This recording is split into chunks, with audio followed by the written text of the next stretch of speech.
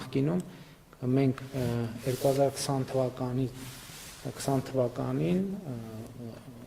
21 թվականին պատերազմից հետո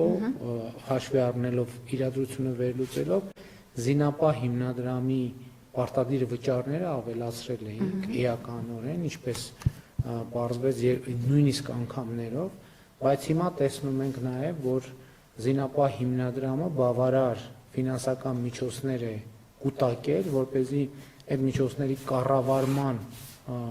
արդյունքում գեներացված եկամուտները բավարարեն իր խնդիրները լուծելու համար։ Հիմա մենք քաղաքացիներին ասում ենք, սիրելի քաղաքացիներ, շնորհակալ ենք, որ այս ընթացքում այս բեռը վերցրիք ձեր վրա։ Հիմա մենք ըստ էության դարձնում ենք 1000 դրամ նախկինի նման, ոչ բոլորի համար։ Մինչև 1 միլիոն դրամ աշխատավարձ ստացողների համար վերադարձնում ենք նախկին 1000 դրամ մակարդակից։ Հիմա տարբեր աշխատավարձ ստացողների համար տարբեր էր, 1000 դրամից ավել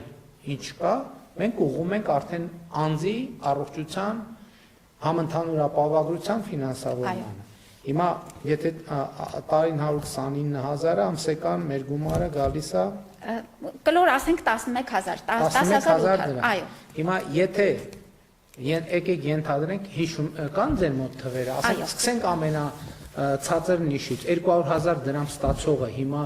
զինապահ հիմնադրամին ինչքան է վճարում։ Հիմա վճարում է 5,500 դրամ։ 5,500 դրամ։ Հիմա այդ նշանակում է, որ 4,500 դրամ մենք կարողանում ենք ուղղել առողջության իր ապահովագրությանը։ Տակը մնում է որոշակի գումար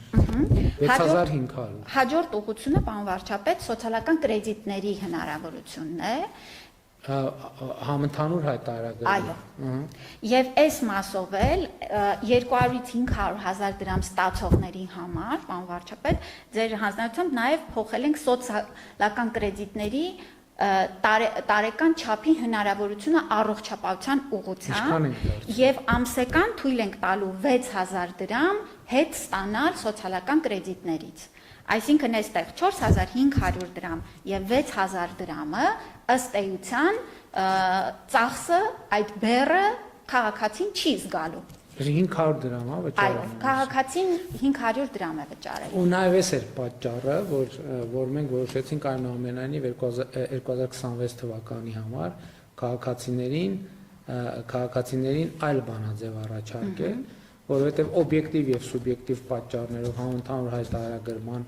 համակարգի ծավալները մենք եւ համակարգը փոխեցինք, դրա մասին խոսել ենք